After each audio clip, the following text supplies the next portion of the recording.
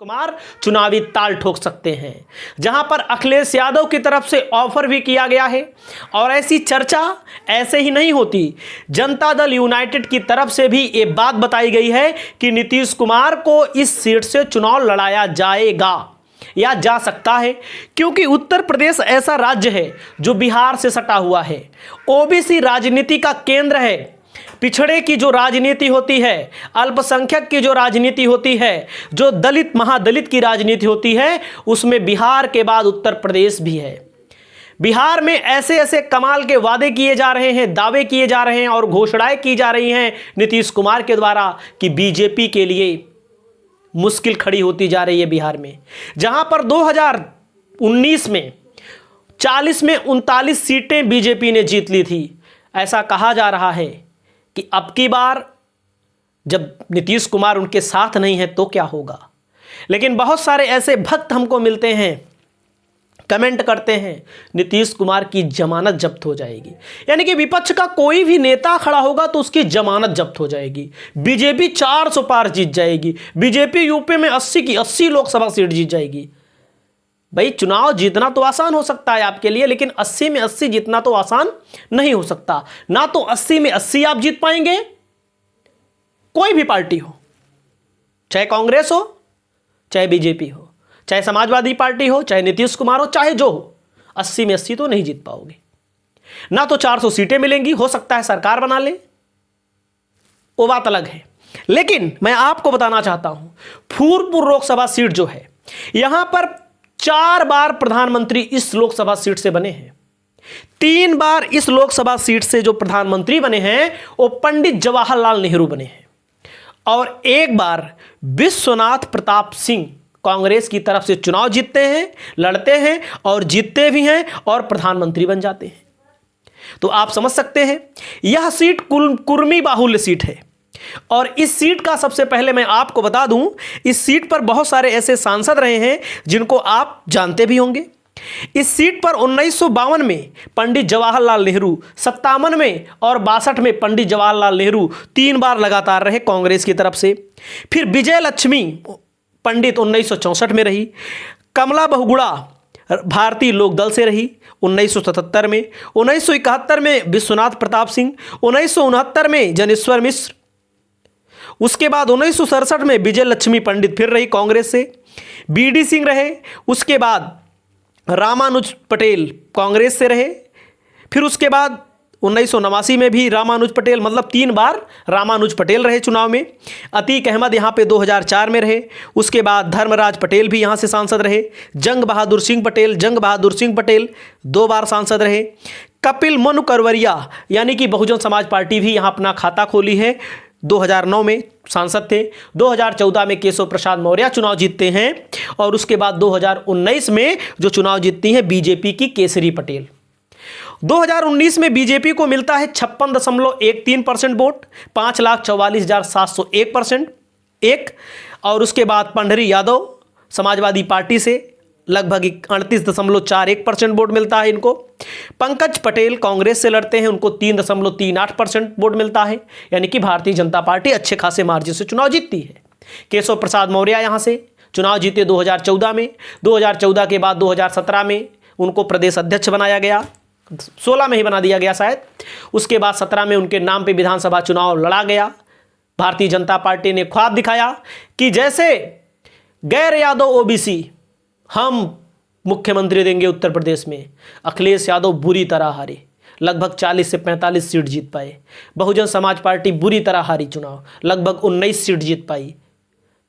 लेकिन केशव प्रसाद मौर्य को मुख्यमंत्री नहीं बनाया गया। उप मुख्यमंत्री जब बनाया गया, सीट खाली हुई, उपचुनाव हुआ, तो समाजवादी पार्टी ने यहां पर जीत दर्ज की। इशारा हुआ था बहुजन समाज पार्टी सुप्रीमो मायावती की तरफ से कि इनकी मदद की जाए, और चुनाव जीती भी समाजवादी पार्टी। अब बात मैं करना चाहता हूं, यहां पर जो लोकसभा का जाति समीकरण है ये बहुत मायने रखता है।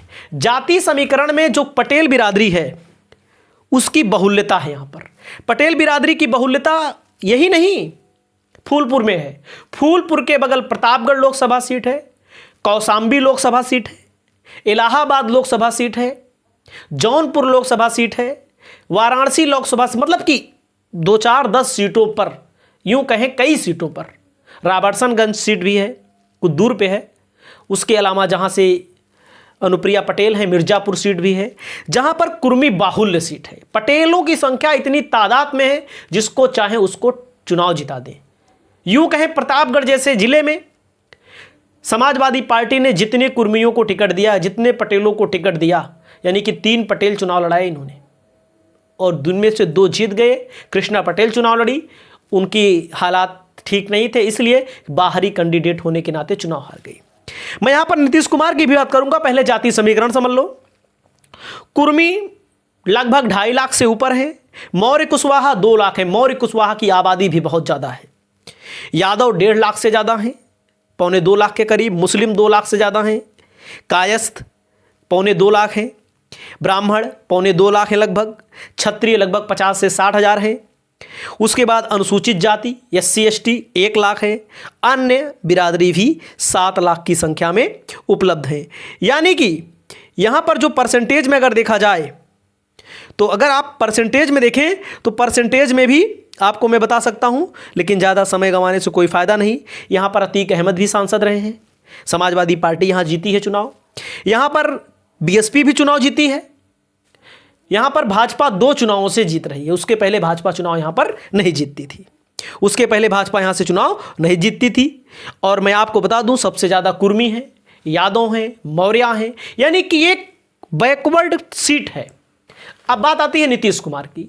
नीतीश कुमार लड़ेंगे तो क्या हार जाएंगे? मैं आपको बता दूं, बहुत सारी बिरादरियां ऐसी हैं जो पार्टी को वोट नहीं देती, कैंडिडेट को वोट देती हैं। अगर कुर्मी बिरादरी का कोई कैंडिडेट है तो कुर्मी वोट देंगे, पार्टी को वोट नहीं देते हैं। ये नोट कर लीजिएगा। कोई किसी का गुलाम नहीं है। वो सोचते हैं हमारा बिरादरी बने, चाहे कुर्मी हो, चाहे मौर्या हो, चाहे जो जाति हो। लेकिन कुछ लोग पार्टी को वोट देते हैं, जैसे यादव लोग हैं, मुस्लिम है, पार्टी को वोट देते हैं, कैंडिडेट को वोट नहीं देते हैं। ठाकुर ब्राह्मण है, पार्टी को, BJP को वोट देते हैं। लेकिन यहीं पर समाजवादी पार्टी को लगता है कि ठाकुर ब्राह्मण हमको वोट दे देगा। आप टिकट दे के देख लीजिए, ठाकुर ब्राह्मण का वोट आपको नहीं मिलेगा समाजवादी पार्टी को। 99% केसेस में ऐसे लोग हमारे कमेंट के नीचे आते हैं और बताते हैं। और यहां पर अगर हम बात करें तो 8 बार कुर्मी सांसद रहा है। 8 बार कुर्मी यानी पटेल। उसके बाद मैं बात करूं, अगर बाहरी का फैक्टर नहीं होता है तो नीतीश कुमार अच्छी खासी मार्जिन से चुनाव जीतेंगे भी। उसके अलावा बगल की कई लोकसभा सीटों पर असर डालेंगे और भारतीय जनता पार्टी के लिए इतनी राह आसान नहीं होगी। और नीतीश कुमार अगर चुनाव लड़ते हैं तो उसका इफेक्ट आपको जमीन पर देखने को मिलेगा। चाहे जातिगत जनगणना का मुद्दा हो, चाहे 2-2 लाख रुपया 94 लाख परिवारों को देने की बात आई जो स्वरोजगार के अंतर्गत।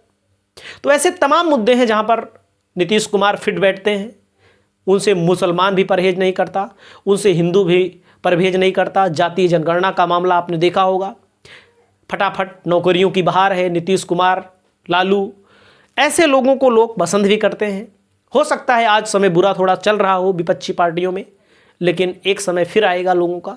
तो इस वीडियो में इतना ही। आप अपनी राय व्यक्त करिए। नमस्कार, जय हिंद, जय भारत।